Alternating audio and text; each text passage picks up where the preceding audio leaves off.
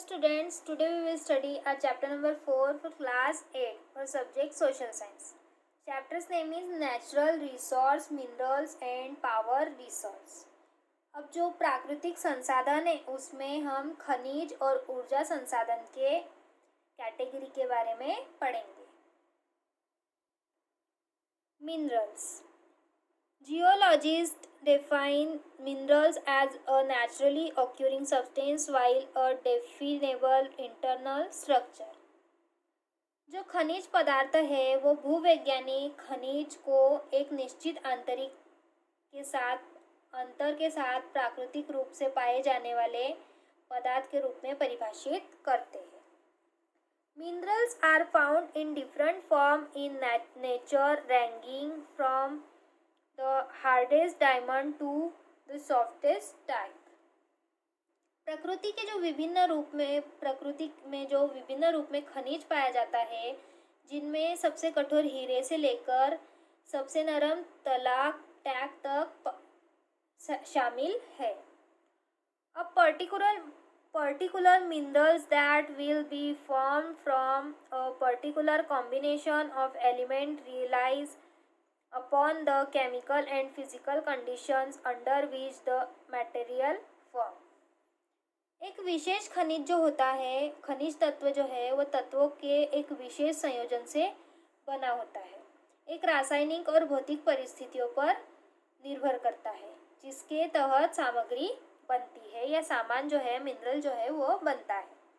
All rocks found in the lithosphere are a combination of minerals of different type and are identified on the basis of their physical and chemical properties. स्थल मंडल में lithosphere में पाई जाने वाली सभी चट्टानें जो है विभिन्न प्रकार के खनिज का मिश्रण है. उनके अंदर जो भौतिक और रासायनिक गुणों के आधार पर उनकी पहचान की जाती है. Categories of minerals. अब खनिजों की जो श्रेणी है वो हम देखते हैं. Minerals are divided into 2 categories. अब जो खनिज है वो 2 श्रेणियों में बांटा गया है. Minerals form through organic means formed from living things, for example coal and petroleum. These were formed millions of years ago from the remains of plants and animal and are classified as fossil fuel. अब जो खनिज है खनिजों को 2 श्रेणियों में बांटा गया है. अब जैविक साधनों से बनने वाले जो खनिज जैसे जीवित चीज़ों से बने जो होते हैं जैसे कि उदाहरण के लिए कोयला या पेट्रोलियम, ये लाखों साल से पहले से बने हैं जो कि पौधों और जानवरों के अवशेष और जीवाश्म ईंधन के रूप में पाए जाते हैं. जो कि पौधे और जानवरों के अवशेष से बने हैं और जीवाश्म ईंधन के रूप में पाए जाते हैं.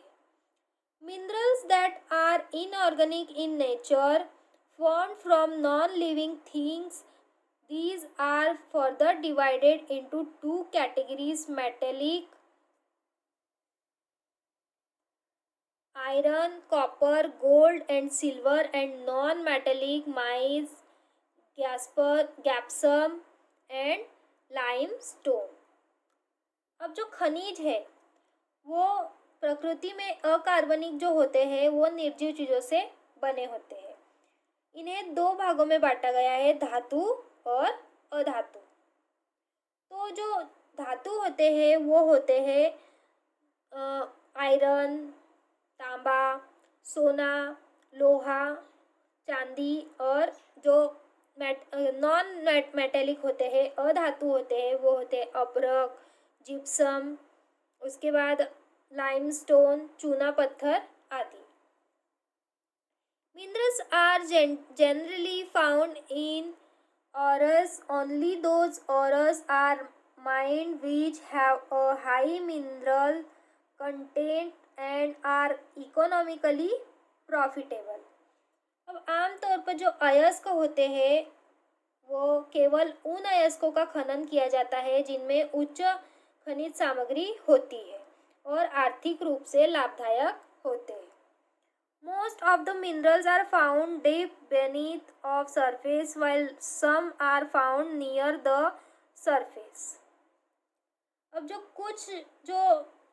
कुछ सतह के पास पाए जाते हैं, कुछ मिनरल जो होते हैं वो सतह के ऊपर पाए जाते हैं और कुछ जो मिनरल्स होते हैं वो सतह के अंदर पाए जाते हैं. The mining takes place through two method mainly. अब इसका खनन जो है वो दो तरीकों से किया जाता है. Deep shaft mining in which deep hole are made to reach the ore lying at the great depth beneath the crust.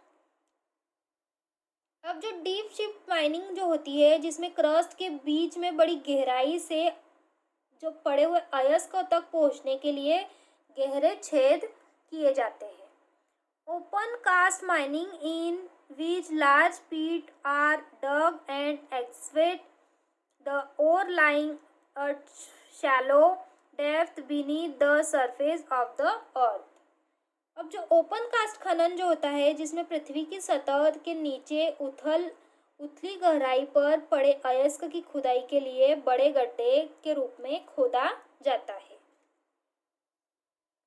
Minerals that lies near the surface are also dug out by a process called quarrying. जो सतह के पास मौजूद जो खनिज होते हैं उनके उत्खनन नाम की प्रक्रिया से खोदा जाता है. अब डिस्ट्रीब्यूशन ऑफ मिनरल्स. अब डिस्ट्रीब्यूशन ऑफ मिनरल्स मतलब खनिज का जो वितरण है वो हम अगली वीडियो में पढ़ेंगे.